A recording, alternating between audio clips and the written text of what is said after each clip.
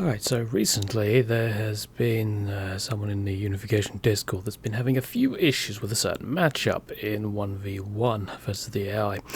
That specific matchup is Necrons versus World Eaters. So I thought, I'll record a game of me doing it, just sort of show how to, how to do it. And then I realised I'm on the beta patch and no one else will actually be able to view the replay, so I guess I'm doing an impromptu video. This will be a replay thing, so let us get started. Over on the west side of the map, you have myself, Caldaris. And over in the east, you have the World Eaters. They are on hard difficulty, which is the difficulty that this person was on. I think they're on a different map from the screenshot that they posted, but we'll go with it. Will you shut it? Yeah, doing the old deep striking builders already. Alright, so yes, I started off with 3 plasma generators. That's relatively... I mean, I'm sure someone will shout at me if I'm wrong, but that's relatively standard, I guess. I don't know, I'm not a PvP player. And... yes, I set my first scarabs to actually building the plasma generators so I could get those up as quickly as possible rather than capturing points. Because Necrons don't actually use requisition, I think the general rule of thumb is that it's not quite as important to get strategic points right off the bat. Unlike the World Eaters here, who seem to be spreading their tendrils a little bit too far for my liking. I haven't actually found them yet. I did obviously know I was fighting them because I selected them in the lobby, but yes. I did also start getting my summoning core quite early as well. World Eaters are heavily reliant in the early game on these cultists, or blood-packed warriors and blood-packed troopers, which, as you can see here, have very little morale. They only have 100 morale, so flayed ones are actually going to be quite useful here. Again, in my eyes, of course, like I said, not PvP, take everything I say with a grain of salt. This is purely in the context of this specific match. The World Eaters did indeed try to take this point here, and in fact they did take this point here, but I punished them for it slightly by sending some warriors there. Why, I was merely slightly irked that they shot at my builder scarabs more than the fact that they'd taken the point. That said, I don't really want them to have it, so I will of course send some builder scarabs to go and grab it so that they get less requisition income. The AI is now going to do AI things, and that is have a slight picnic around the Blood Tower. I mean, why wouldn't they do that? It's the AI. The AI does like taking a picnic every now and then. I hope they brought some good lunch, although knowing the World Eaters, it's probably it's probably covered in blood and really, really horrible. Unless you're a vampire. I'm sure vampires like that kind of thing. So, yeah, just sending my builder scarabs out, trying to take as many of their points as I can, also taking the critical location in the middle, mainly so they don't. And I'm going to start not only building some flayed ones from my monolith, but I'm also going to try and get their attention by just poking the altar of corn. This has indeed worked.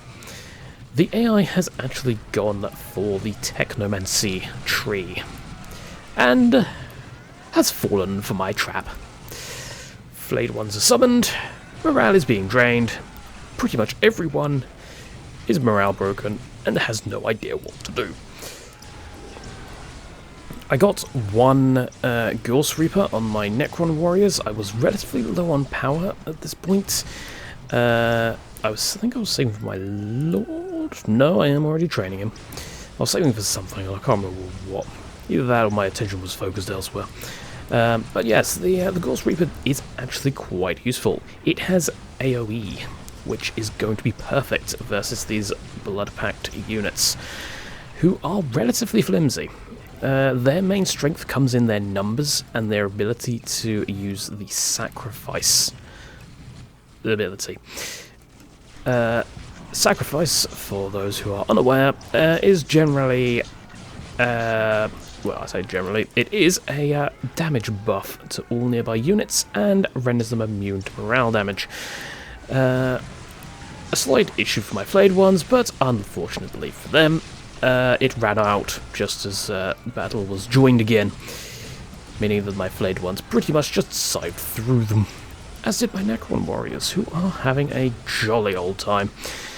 They do have the Bloodsmith. The Bloodsmith has indeed, it was nerfed in between 5.9.1 to 6.9. And yes, it does not start with a melter cannon anymore, or whatever the hell it had. I think it was a melter, wasn't it? Or any other ludicrous weapons. And it is a little bit less durable, if I recall. Now, I did get my Lord. I don't know if that was the right decision. Yeah, and I got a little too close to the altar, and it popped. It popped Blood Pulse. Only cost them 5 blood, which, luckily for them, they had accumulated quite a lot of, because, you know, they've just been dying for the past 2 minutes, 3 minutes. And here's something else I don't know why I particularly did, and that's get Canatech Wraiths.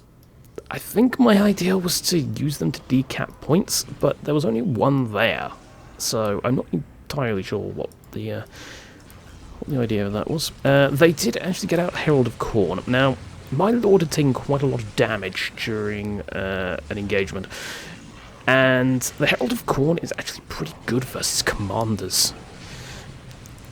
As evidenced by the fact that, yes, my Lord is now on 143 health, which is a slight problem, but the Lord has basically done his job. He's just been there to be a big ball of health, and quite frankly, you can't ask more than that for him. Luckily, the Herald has now gone down to one sort of scythe from the flayed ones. Cornate Marines are running from the battle. They do have their blood-packed leader here. He's going to be slightly annoying, but all he's got is what's basically a hot shot las pistol, if that's even a thing. So, yeah, I don't know. Not going to be doing much, especially not if he's getting knocked around by Ghost Reapers constantly. I got 2 at that point, yes.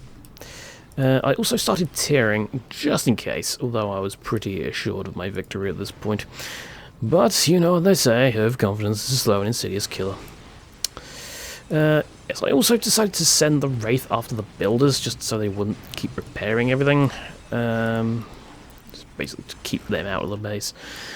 The World Eaters did decide to start coming around here and trying to decap these points, but I think at this point, that's probably the wrong decision. The right decision would be to, you know, defend your base, because you've got a Necron army in it. Not that they would really know that. They're the AI. They probably think, oh, I can't win this fight, and are forgetting that that's actually their HQ. I did, once again, I did send my my Canatech Wraith on a merry goose chase with the Coordinate Technomancer. Let's just speed it up. And then, yep, he chased him quite a way. And you get the idea with that. But yes, we basically just work down the Blood Tower, and that's pretty much it. That's the match. So, yeah. World Eaters. Not this time they didn't.